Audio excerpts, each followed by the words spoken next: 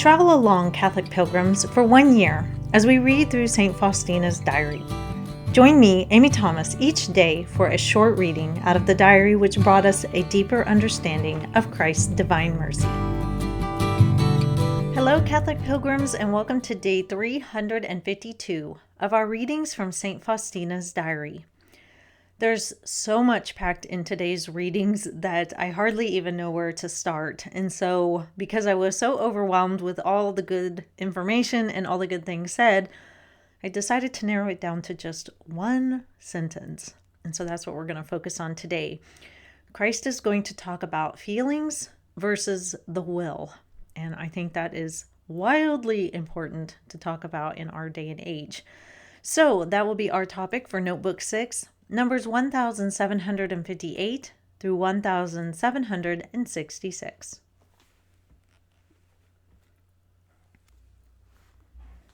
Second meditation. My daughter, consider the life of God which is found in the Church for the salvation and the sanctification of your soul. Consider the use that you make of these treasures of grace, of these efforts of my love. Application. O most compassionate Jesus, I have not always known how to profit from these priceless gifts, because I have paid too little attention to the gift itself and too much to the vessel in which you were giving me your gifts. My most sweet Master, it will be different from now on. I will put your gifts to the best use of which my soul is capable. Living faith will support me. Whatever the form might be under which you send me your grace, I will accept it as coming directly from you, without considering the vessel in which you send it. If it will not always be within my power to accept it with joy, I will always accept it with submission to your holy will. Conference on Spiritual Warfare. My daughter, I want to teach you about spiritual warfare. Never trust in yourself, but abandon yourself totally to my will. In desolation, darkness, and various doubts, have recourse to me and to your spiritual director. He will always answer you in my name. Do not bargain with any temptation. Lock yourself immediately in my heart, and at the first opportunity, reveal the temptation to the confessor. Put your self-love in the last place, so that it does not taint your deeds. Bear with yourself with great patience. Do not neglect interior mortifications. Always justify to yourself the opinions of your superiors and of your confessor. Shun murmurers like a plague. Let all act as they like. You are to act as I want you to. Observe the rule as faithfully as you can.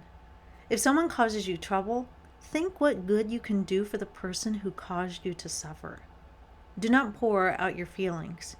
Be silent when you are rebuked.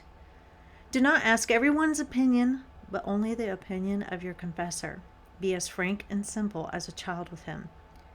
Do not become discouraged by ingratitude. Do not examine with curiosity the roads down which I lead you. When boredom and discouragement beat against your heart, run away from yourself and hide in my heart. Do not fear struggle. Courage itself often intimidates temptations, and they dare not attack us. Always fight with the deep conviction that I am with you. Do not be guided by feeling, because it is not always under your control, but all merit lies in the will. Always depend upon your superiors, even in the smallest things. I will not delude you with prospects of peace and consolations. On the contrary, prepare for great battles. Know that you are now on a great stage where all heaven and earth are watching you. Fight like a knight so that I can reward you. Do not be unduly fearful, because you are not alone. Second day. My daughter, today consider my sorrowful passion in all its immensity. Consider it as if it had been undertaken for your sake alone. Application. When I began to immerse myself in the divine passion, the great worth of the human soul and the great evil of sin were revealed to me. I understood that I did not know how to suffer. In order to gain merit for my suffering, I will unite myself more closely in suffering to the passion of the Lord Jesus, asking of him grace for dying souls, so that the mercy of God may embrace them in this grave moment. Second meditation. My daughter, consider the rule and the vows which you have offered to me. You know how highly I value them. All the graces that I have for the souls of religious are connected with the rule and the vows. Application. O my Jesus, I feel guilty of many imperfections on this score, but by your grace, I do not recall any conscious and voluntary transgression of the rule or the religious vows. Continue to guard me, O my good Jesus, for of myself I am weak.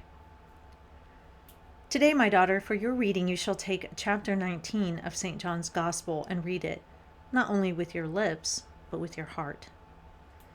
During this reading, my soul was filled with deep repentance. I saw all the ingratitude of creatures toward their Creator and Lord. I asked God to protect me from spiritual blindness. A couple of days before my brother got married, I was in my parents' kitchen and I was hastily moving around, and I rammed my foot into their very heavy dining table, and I broke my pinky toe. And oh my gosh, it hurt so bad. I mean, it immediately went black and blue and it was super swollen. And I was like, oh my gosh, what timing? Because I had to be a candle lighter in my brother's wedding. And so I was, supposed to wear nice shoes. But there was no way I was fitting my foot into some tight high heels or anything like that. And so I just kind of started having a pity party for myself, and I would hobble around the house. Now, granted, it hurt, but I was kind of milking it for all it was worth. And I was limping around, and I was telling people, oh, I can't do certain things because I just felt so bad, and my toe felt so bad. And I was in the kitchen, and I was, whining and complaining and feeling sorry for myself because I wanted to go work out. And I was like, oh, I'm not going to be able to because of my toe, and I can't put my foot into my tennis shoes. And my dad was in the kitchen. He was like, Amy, that's enough. Put on your shoes and go to the gym. And I just kind of stood there for a second, and then I was like, okay. And I just got over my little, pity party that I was having. And I went and put on my tennis shoes and I went off to the gym. And yeah, it hurt, but it wasn't going to kill me. And I just kind of got over it. I couldn't wear high heels at the wedding. I was in nice flip-flops. But it's a memory from their wedding day that kind of makes me laugh now. But my dad was calling me out of my feelings, and dads can be really good at that. And sometimes we don't allow them to do that because we're in the age of make sure you feel all the feelings. And I don't think we should deny our feelings, and I don't think we should stuff our feelings down or anything like that. But truly, feelings rule the world. And Christ here today says, do not be guided by feeling, because it is not always under your control, but all merit lies in the will. There are so many times when we just don't feel like doing something, or we just don't feel like loving someone, or we just don't feel like living out our faith life. We always expect to have this level of feelings in order to go into action on something. A lot of people divorce because they just don't, quote unquote, feel in love anymore. A lot of people stop going to church because it doesn't, quote unquote, feel like anything to them anymore. And so we can't be ruled by our feelings. And a lot of things can manipulate them, and it can lead us down bad paths.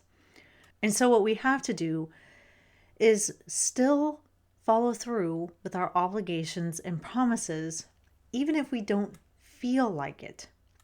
If we made vows to somebody and we've promised to be with them through thick and thin, even if we aren't feeling in love, we still need to exercise our will and still love them, still show them that we love them through our actions, even if we're not particularly feeling in love. And it's the same with our faith.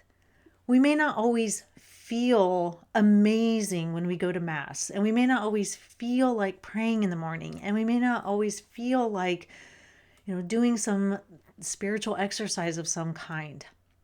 But we should exercise our will and do it anyway. And that's where real love shows up. It really shows up when we don't feel like it, but for love of God or for love of our spouse or for love of our family, we do it anyway. I don't know why we've gotten into this idea that feelings matter more than anything else and that you have to feel a certain way in order to act upon anything. But feelings are so misleading sometimes, so misleading. And even sometimes we feel scared, and that can paralyze us and, keep us from doing our mission that God has put us here on the earth to do. But really, we should overcome those feelings with our will. And we just have to do it and ask God for the graces to be able to do it. And a lot of times we want to just go with our feelings because they're so in front of our face. They're right there. We can feel them. And so we think because we can feel them, then that's what we need to go with. Just like me with my foot, right? I was feeling, sad for myself, and it did hurt. And I was just looking for all kinds of attention and pity or whatever, because I guess that's what felt best at the time, was to get lots of attention or whatever. But my dad stepped in and was like, no, get over your feelings. Just go work out. Just do it. And once I realized that, yeah, I do have that power. I do have that control to override my feelings and go work out. I just did it. And it happened. And it's amazing how that works out. So I just invite you to always remember that if you have a lack of feelings, or if you're just not feeling like you feel like you should in order to do something, we do have the power to override that with the will. And it's not easy, but we do have that power. So that is all for today, Catholic Pilgrims. I will see you back here for day 353. And until then, live the faith boldly and travel well.